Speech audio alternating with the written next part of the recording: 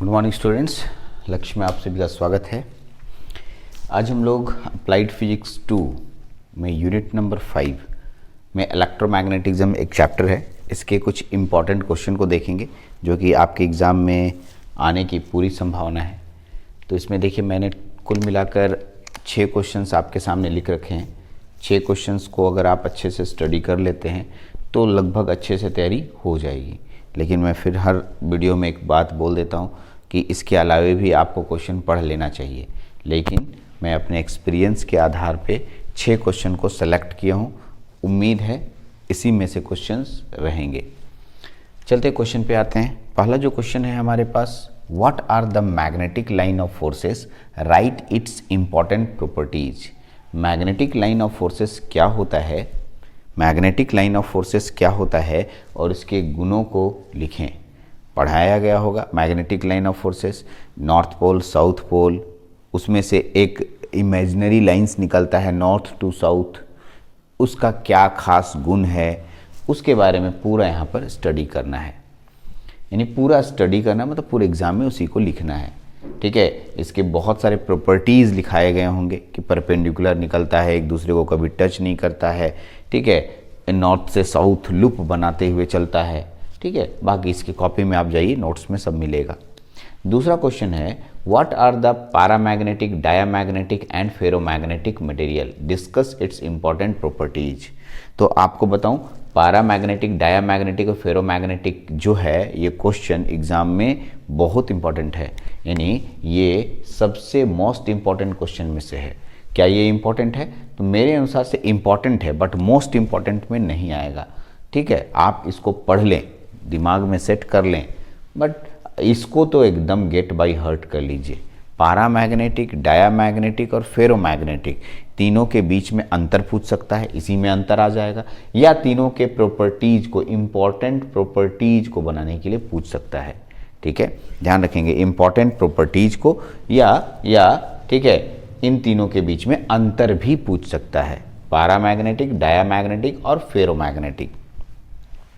ये 2 क्वेश्चन हुए।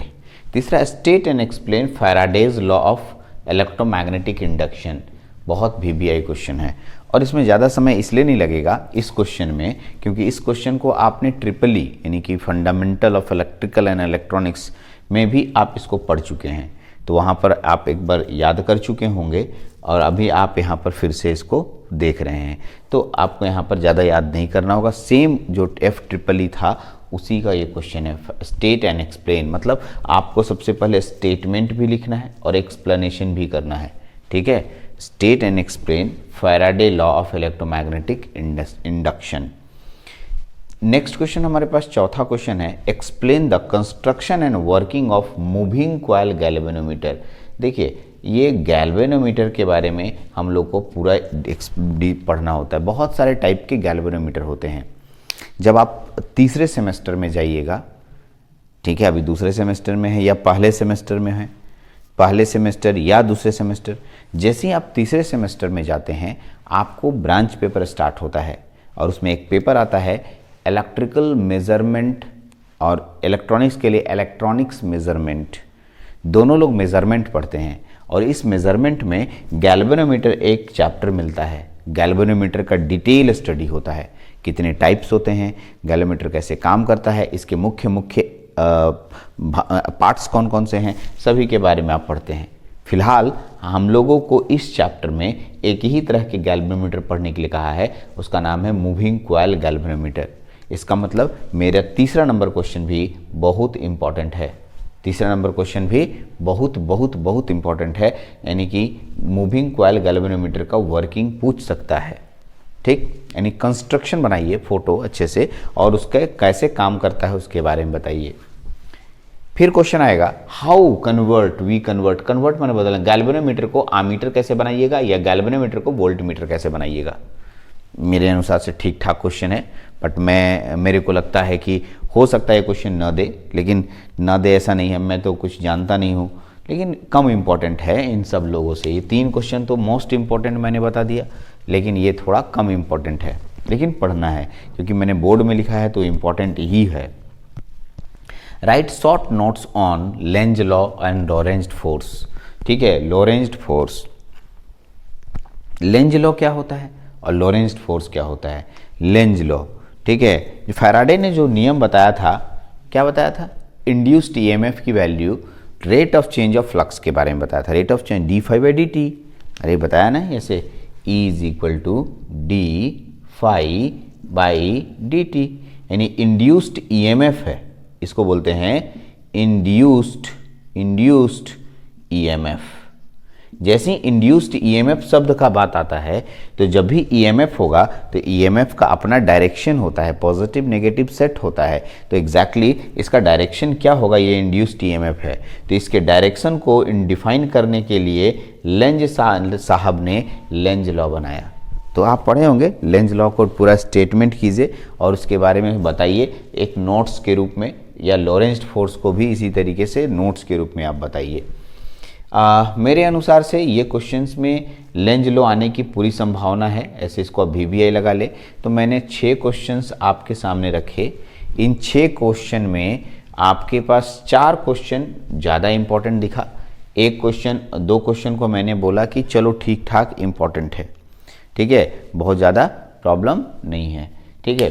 चलिए, तो आप इस क्वेश्चन को पूरा अच्छे से कंप्लीट कर लें, इस चैप्टर का यूनिट नंबर 5 को। एक एक क्वेश्चन इसमें से मिल जाएगा। उम्मीद है कि अगर इसी से क्वेश्चंस देंगे वो लोग, इससे बाहर क्वेश्चन नहीं देंगे। चलिए, पिछले वीडियोस में मैंने बताया था आपको, हम लोग एक 3rd सेमेस्टर की क्लासेस स्टार्ट करने वाले हैं। कब होगी ये स्टार्ट? जल्दी ही आपको एग्ज़ाम के दौरान, एग्ज़ाम के लास्ट एग्ज़ाम से पहले आपको उसके नोटिस मिल जाएंगे। 5 सेंटर्स हैं हम लोग के ऑफलाइन में। मैं आपसे कहूँगा ऑफलाइन पढ़ने के ऊपर ज़्यादा जोर दें। ब्रांच पेपर है, फिर से बोल रहा हूँ, ब्रांच पेपर है, फिजिक्स और केमिस्ट्री नहीं है, 1st और 2nd सेमेस्टर नहीं है। 5 सब्जेक्ट ब्रांच पेपर के आएंगे, 5 डिफरेंट टीचर्स, अलग अलग टीचर्स मिलेंगे आपको। 5 अपने अपने सब्जेक्ट में महारथी हैं 5। और कौन कौन क्या लेंगे वो तो आपको पूरा फोटो के साथ आएगा, तो आप देख लीजिएगा। हम लोग, ठीक है, व्हाट्सएप ग्रुप बना रहे हैं, ठीक है, और उस व्हाट्सएप ग्रुप में अलग अलग ब्रांच के हैं, आप अटैच हो सकते हैं। मैं नंबर दिया था आपको 70 50 25 12 10। एक है 9430375190, और एक नंबर दिया था, ठीक है, 9852581357। इन तीनों नंबर पर व्हाट्सएप करना है, WP व्हाट्सएप क्या क्या करना है?